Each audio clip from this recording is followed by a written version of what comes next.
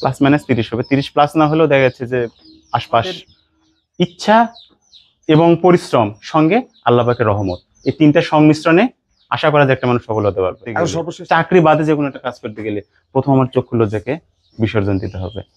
আপনি আমাকে কি বললেন, পার্শ্ববর্তী কেউ আমাকে কি বললো, এটা আমার দেখার বিষয় না। তারা মিষ্টি কি করছে, বলছে যে বর্তমান দুধের বাজার অনেক বেশি, তারা মিষ্টির দাম বেশি নিচ্ছে। 1 লিটার পানি আপনার 30 টাকা, 1 লিটার দুধ 40 টাকা। তার মানে আসলে আমরা কৃষকরা বরাবর অবহেলিত। যারা নতুন যারা আছে তাদের পরিশ্রম করার মতো ক্ষমতা বা ইচ্ছা শক্তি থাকতে হবে নিজে। আসসালামু আলাইকুম, শুভেচ্ছা সুপ্রিয় দর্শক, যুবকথায় স্বাগত জানাচ্ছি আমি রায়হান দেওয়ান। আপনারা জানেন, যুবদেরকে প্রেরণা দেওয়ার জন্য, উৎসাহ দেওয়ার জন্য, অনুপ্রেরণা দেওয়ার জন্য, তাদের বেকারত্বের হাত থেকে, হতাশা থেকে বেরিয়ে নিয়ে আসা একটা বিশেষ লক্ষ্য নিয়ে যুবকথা কাজ করে। তারই ধারাবাহিকতায় আজ আমি এসেছি জয়পুরহাট জেলার পাঁচবিবি উপজেলার আটাপাড়া গ্রামে। এই গ্রামের এক অভিজ্ঞ খামারি আছে। খামার ছোট কিন্তু অনেক দিনের, তারই তথ্য আপনাদের সামনে উপস্থাপন করব। আসসালামু আলাইকুম। ওয়ালাইকুম আসসালাম। কি নাম আপনার? মাহমুদুল হাসান রকন। রকন, আমি অনেক আগে আপনার খামারের একটা প্রতিবেদন করছিলাম। হ্যাঁ, তখনকার থেকে এখনকার কি অবস্থা বলেন তো? আলহামদুলিল্লাহ, আগের থেকে তুলনামূলক ভালো। আচ্ছা, তো আপনার পড়াশোনা কতদূর? পড়াশোনা এমবিএ কমপ্লিট করছি। এমবিএ কমপ্লিট করে আপনি চাকরি নাই বিধায় পড়লে ভুল হবে। দেখা যাচ্ছে সেরকম আগ্রহ প্রকাশ করিনি, নিজেকে উদ্যোক্তা হিসেবে একটু প্রতিষ্ঠিত করার জন্য, ব্যবস্থাপন করার জন্য চেষ্টা চালাচ্ছি। জানি না কতটুকু পারবো, তবে চেষ্টা চালাচ্ছি আর কি, আল্লাহ পাক কতদূর। তারপরও যদি ভালো চাকরি পাইতেন অবশ্যই চলে যেতেন। সেটা তো অবশ্যই, সেটা অবশ্যই। এখন না পাওয়ার কারণে হয়তো অনেক, হ্যাঁ, না পাওয়ার কারণে কিছুটা বলা যেতে পারে। তো আপনার এই যে খামারটা কতদিনের খামার? Almost 10 years plus. গরুগুলো দেখলেই টের পাবো। হ্যাঁ, একটু দুই একটা গরু দেখবো। এখানে গাভী কয়টা আছে? আপাতত গাভী আছে 2টা। আচ্ছা, আর অন্যান্য দেখা যাচ্ছে যে একটা বড় বকন আছে, আর ওগুলো দেখা যাচ্ছে এর। আচ্ছা, তো আপনার এই অভিজ্ঞতা কি মনে হয়েছে যে আসলে গাভী পালন লাভজনক, না সার থেকে গরু মোটা তাজাকরণ করে বড় করা ভালো? আসলে লাভজনক দুইটাই, কিন্তু গাভী করলে মূলত হয় কি, আপনার দেখা যাচ্ছে মানে ক্যাশটা একটু কন্টিনিউ করার চিন্তা ভাবনা থাকে, বা রানিং দেখা যাচ্ছে আমার 10 লিটার দুধ হলো, আমি বিক্রি করলাম প্লাস পেলাম, গাভীকে খাওয়াচ্ছি, কিছু আমার প্রফিট থাকছে, পাশাপাশি অন্য গরুকে আমি খাওয়াতে পারছি। কিন্তু যখন আমি সার গরুতে যাবো বা কিছু করতে যাবো, তখন দেখা যাচ্ছে আমাকে পুরো ক্যাশটা ওর পিছনে ইনভেস্ট করতেই হচ্ছে। ওখান থেকে আমি আপাতত কোনো ফিডব্যাক পাচ্ছি কিন্তু যে পরে। তার মানে প্রথম খামারটা শুরু করতে গেলে এইভাবে করা যাবে না, গাভীতে আমার ব্যক্তিগত অভিজ্ঞতায় গাভীতে শুরু করাটাই সবচেয়ে ভালো হয়। তা আপনার এখানে আপনার এই যে এখানে দেখতেছি আমি দুটো এরে বাছুর, এগুলো কি আপনার খামারের? হ্যাঁ, আমার খামারের। বয়স কত এগুলোর? এদের বয়স 16-17 মাস, 1.5 বছর এখনো প্লাস হয়নি। আচ্ছা, এগুলো যদি এখন বাজারে বিক্রি করেন তাহলে দাম কত হবে? বাজার মূল্য এর আগে দেখাইছিলাম, 2টাতে আমার 75 বলছিল। আচ্ছা, তাই আমি বলছি যে না, আপাতত বিক্রি করবো না, দেখা যাচ্ছে যে শীতটা শেষ হয়ে গেলে ফাল্গুন। তার মানে আপনি এই বাছুরের বয়স এরকম করেই মোটামুটি বিক্রি করেন? হ্যাঁ, মোটামুটি ওইভাবে বিক্রি করি। সেক্ষেত্রে কেমন লাভ আসে, নাকি 6 মাসের মধ্যে বিক্রি করে দেওয়া ভালো? আসলে 2টা 2 রকম প্রফিট। না, আমি যেটা জানি 6 মাসের মধ্যে করলে সে তো দুধ ছাড়ে, কেবল দুধ ছাড়ছে, ওর পিছনে কোনো ইনভেস্ট করতে হচ্ছে না, সঙ্গে সঙ্গে যেটা হচ্ছে সেটাই চলে আসছে। ওর পিছনে ইনভেস্ট ছাড়াই আপনি কিছু পেয়ে গেলেন। কিন্তু দুধ ছাড়ার পরে ওর কাছ থেকে কিছু নিতে গেলে, 10 টাকা নিতে গেলে আপনাকে 5 টাকা ইনভেস্ট করতে হবে। এইটা বয়স কেমন? এটা আপনার খামারের না? এটা আমার খামারের না, এটা আমার কেনা ছিল। কতদিন আগে? প্রায় 1 বছর। আচ্ছা, আমি কিনছিলাম, মানে ছোট, ওর শরীরে শুধু চামড়া দিয়ে হাড়টা ঢাকা ছিল, কাঠামোটা শুধু ছিল। সেই অবস্থায় ওকে নিয়ে আসছি। বিক্রি করবো করতে করতে দেখা যাচ্ছে গ্রোথটা একটু আশানুরূপ ভালো পাচ্ছি, গরুটাও শান্ত তুলনামূলক, সেজন্য রেখে দিছি। আচ্ছা, আগামী দিনে কতদিন রাখবেন? মানে আগামী দেখা যাচ্ছে কুরবানির আগে পরে। আমি তখন কিনছিলাম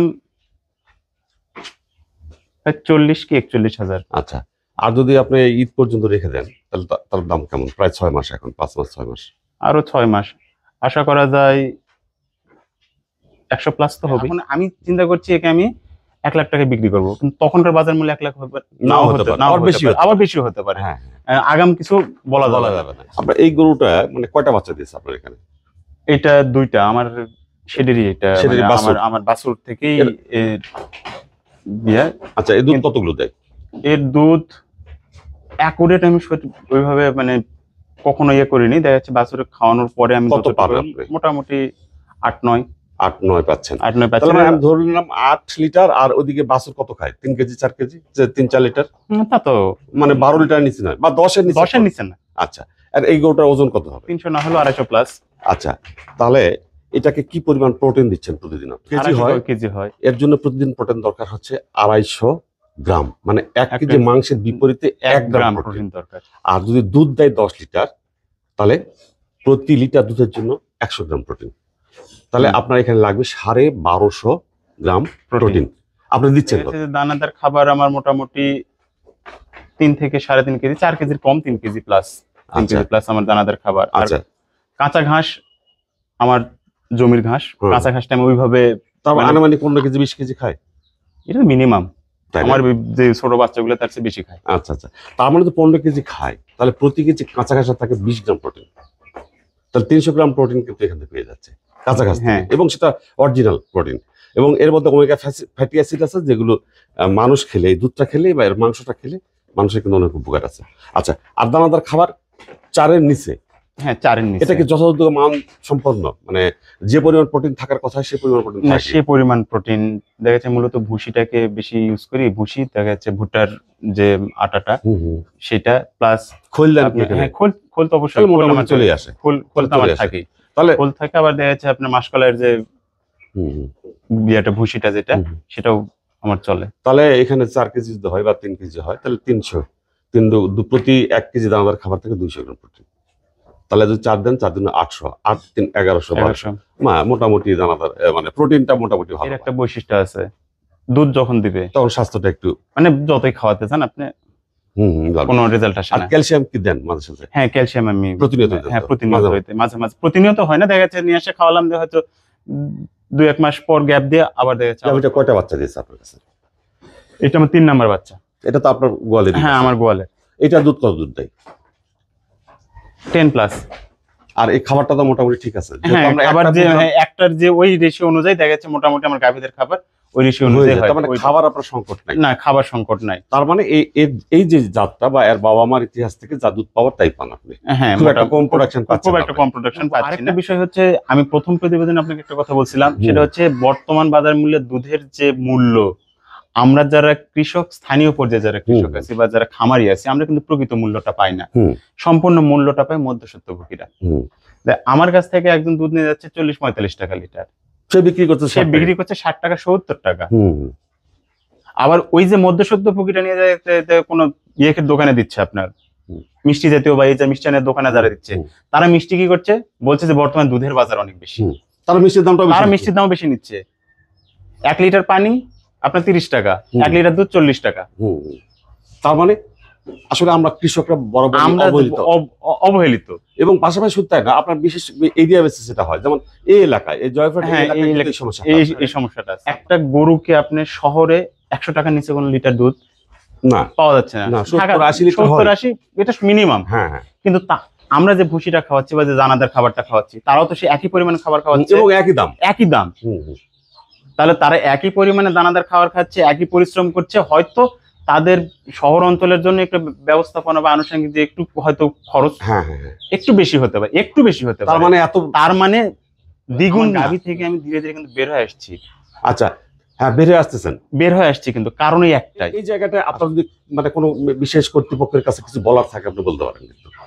আসলে আমরা তো বলি অনেক, কিন্তু আমরা বলার মধ্যে সীমাবদ্ধ আছি, বা বলি শেষ, কিন্তু বলার পরে যে একটা এর ফিডব্যাক, এই ফিডব্যাক আশা করি এখন পর্যন্ত কেউ পাইছে বলে আমার মনে হয় না। তারপর আমাদের বলতেই হবে, একসময় আমরা বলে যাচ্ছি, আমি বলছি, আমি সুবল পাচ্ছি না, আমার পরের যারা কিন্তু তারা তো আসলে আমরা যা বলি বা যা দেখি, বাস্তব কিন্তু সেটা না। হ্যাঁ, এটা আমার বকনা। এর বয়স কত? এর বয়স 2+। এখন কি হিট হয়েছে? হ্যাঁ, হিট আসছে। আমি সিমেন্ট দিয়েছি 2 মাস হয়ে গেল, এখন চেক করিনি, তবে আশা করা যায় অর্ধ ঋতুচক্র সেটাতে সে আসেনি। তবে এর আগে একে 2 বার মিস হয়েছে, 2 বার দিছিলাম এর আগে। 18 থেকে 21 দিনের মধ্যেই হিট ব্যাক করে, কিন্তু এবার 2 মাস প্লাস হয়ে গেল, এখন পর্যন্ত হয়নি। তো দেখি আর না, এক আপনি আধ মাসের একটা মধ্যে। চমৎকার কথা বলছেন, হয়তো জানে বলছেন না বলছেন জানি না আমি। একটা বকনা গরুর ঋতুচক্র কিন্তু 18 থেকে 21 হ্যাঁ দিনের 18, মধ্যে। হ্যাঁ এটা আমার জানা আছে। আচ্ছা, তো ওই কারণে আমার আপনি বললেন। আমার জানা না, আছে। ধন্যবাদ আপনাকে, 18 অসংখ্য ধন্যবাদ। 18 থেকে 21 দিনের মধ্যে দেখা যাচ্ছে তাদের সরকারি বীজের কথা বললেন, এটা সরকারি বীজের দাম কত আপনি জানেন কি? Plus minus 75। আর প্রতি কিলোর জন্য 20 টাকা। হ্যাঁ, আসলে আমরা যদি এরকম সচেতন হই তাহলে অবশ্যই কিন্তু আমরা ঠকবো না। এবং সরকার যেহেতু আমাদেরকে এই সুযোগটা দিচ্ছেন, আমরা কেন নিব না? আমরা সচেতন হলে কিন্তু এই সুযোগটা পাবো। দেখেন, এটা একটা কিন্তু বড় সুযোগ, হ্যাঁ, আপনি জানেন, কিন্তু অনেক খামারি জানেই না যে আসলে সরকারি বীজ এত অল্প দামে পাওয়া যায়। এর বছর আর বয়স কত? ওটা আমার কেনা বছর। কতদিন কিনছেন, কতদিন আগে? 1 মাস প্লাস। কতদিন কিনছেন? কিনছি আমি 40,000 টাকা। এটা এখন যদি বিক্রি করেন তাহলে কেমন হবে? আসলে বর্তমান যে বাজার, এই বাজারে দেখা যাচ্ছে খুব বেশি আসবে না, এবং ওর যে গ্রোথ এই শীতের কারণে ওর যে স্বাভাবিক যে তার মানে growth বোঝা যাচ্ছে এটা থেকে আসবে, আসবে। এটা থেকে আসবে। হ্যাঁ। তার মানে বাছুর পালন আসলে লাভজনক। এটা হ্যাঁ, বাছুর পালন আমি মনে করি সবচেয়ে লাভজনক বাছুর কি পালন। বকনা না এরে? এটা বকনা বাছুর। আচ্ছা, এটা এই বয়স কত? এর বয়স 4 মাস প্লাস। আচ্ছা, এর মা তো এখানে 4 মাস আছে। না, সরি 3 মাস প্লাস। আচ্ছা এর মা এই যে এটা যেটা, আচ্ছা, এর বয়স যেহেতু 3 মাস, এটা কি কৃমিনাশক করেছেন? হ্যাঁ কৃমিনাশক করা। কতদিনে কৃমিনাশক করেছেন? আমার অ্যাকচুয়ালি ডেটটা স্মরণ নেই, তবে অবশ্যই 15 দিন পার হয়ে গেছে আর কি কৃমিনাশক করা আমার আচ্ছা, পার আচ্ছা। হয়ে গেছে। মানে প্রথমে কত করেছিলেন সেটা মনে হয় না ওইটা আপনি 7 দিন পর থেকে শুরু করবেন কৃমিনাশক। বাচ্চারা দেখতেছি, এটার বয়স কত? এটার বয়স 1 মাসের ছোট। আর তোমার 3 মাসের মতো, 3 তিন বা মাস, আড়াই। আড়াই। আড়াই। আচ্ছা, তো এটার কি অবস্থা বলেন তো? এটাও দেখা যাচ্ছে এটাকেও কৃমি করছি, এবং এরকে ফ্রিজিয়ান বীজ দেওয়া ছিল। এটা দেওয়া ছিল আপনার সরকারি যে, আপনি যে সিমেন্টের কথা বললেন, হ্যাঁ। যে সরকারি যে বীজ পাওয়া যায় সেই বীজে। তো রেজাল্ট কি মনে হচ্ছে আপনার? রেজাল্ট হতাশ না, তবে খুব যে ভালো তাও না। সেটাও বলবো না। আচ্ছা, তো তাহলে তবে আছে। আর পার্সেন্টেজটা কত করেছে এটা একটা বিষয় আছে। হ্যাঁ, এটা পার্সেন্টেজ আমি দিছিলাম, আমার যতদূর স্মরণ আছে 87 দিছিলাম। 87.5 যে আছে। হ্যাঁ হ্যাঁ, বুঝছি। আর ওজন 40 কেজি। দুধ কতটুকু দিবেন? 4 লিটার প্লাস হুম, প্রতি 10 লিটারে, সরি প্রতি 10 কেজিতে 1 লিটার। আসলে আমি মনে করি সুপ্রিয় দর্শক, এরকম সচেতন খামারি হলে অবশ্যই আমাদের এই খাতটা আরো সুন্দর হবে এবং উর্বর হবে। এখান থেকে অনেক কর্মসংস্থান সৃষ্টি হবে, এবং তো অনেক বেকার ছেলে মেয়ে তো সেভাবে চাকরি পাচ্ছে না, হতাশ। তাহলে এই জায়গাটায় কি কর্মসংস্থান সৃষ্টির সম্ভাবনা আছে? হ্যাঁ, আমি মনে করি হ্যাঁ। আচ্ছা, কিন্তু এর আগে আপনাকে একদিন আমি বলছিলাম যে আমার প্রথম যে মানে একটা খামার তৈরি করতে গেলে বা কোনো একটা কাজ করতে গেলে, চাকরি বাদে যে কোনো একটা কাজ করতে গেলে, প্রথম আমার চক্ষু লজ্জাকে বিসর্জন দিতে হবে। আপনি আমাকে কি বললেন, পার্শ্ববর্তী কেউ আমাকে কি বললো, এটা আমার দেখার বিষয় না। আমার একটা লক্ষ্য থাকবে, সেই লক্ষ্যকে উদ্দেশ্য করে আমাকে অগ্রসর হতে হবে। জানি না কতটুকু পারবো, তবে চেষ্টা করবো। মানুষ অনেক কিছু বলতে পারবে, যদি আমি সফল হই মানুষ বলবে করছে, যদি বিফল হয় তাহলে মানুষ সমালোচনা করবে। তার মানে পাঁচে লোকে কিছু বলে এটা আমার বলতেই পারে। হ্যাঁ, আমরা ইচ্ছা এবং পরিশ্রম সঙ্গে আল্লাহ পাকের রহমত, এই তিনটা সংমিশ্রণে আশা করা যায় একটা মানুষ সফল হতে পারবে। সকলে যদি বলে যে আমি চাকরি করব না, উদ্যোক্তা হব, সেটাও সম্ভব না। আবার সকলে যদি বলে যে আমি চাকরি করব, উদ্যোক্তা হব না, বা উদ্যোক্তা হব চাকরি করব না, এটা না, দুইয়েরই সংমিশ্রণ আছে। তবে যার যার ক্ষেত্র, যে যে ক্ষেত্রে আছে তার ক্ষেত্রটাকে নির্বাচন করতে হবে, যে যেটাকে পছন্দ করে। যদি কেউ মনে করে যে না, আমি নিজে উদ্যোক্তা না হয়ে আমি চাকরিতে আমি ভালো করবো, চাকরি করতে পারি। বর্তমান প্রেক্ষাপটে আমার এই 10 বছরের পথ চলায় আমি মনে করি আলহামদুলিল্লাহ আমি ভালো আছে। যে যারা নতুন যারা আছে তাদের পরিশ্রম করার মতো ক্ষমতা বা ইচ্ছা শক্তি থাকতে হবে নিজে।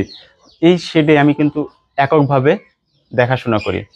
এখানে যদি আমি একটা লোক রাখি, ওই লোক আমি যেভাবে দেখবো সে লোক সেভাবে আন্তরিকতার সঙ্গে দেখবে না। শেড থেকে কেমন আসে এই হিসেবটা আমি অ্যাকুরেট বলতে পারবো না, দেখা যাচ্ছে এখন আন্দাজের উপর বলাটা কেমন হবে, তবে আসে, খারাপ আসে না। মাসে কি 30,000 পড়ে নাকি বেশি? প্লাস মাইনাস 30 হবে, 30 প্লাস না হলেও দেখা যাচ্ছে যে আশপাশ, মানে 30-এর কাছাকাছি প্রতি মাসে এই খামার থেকে।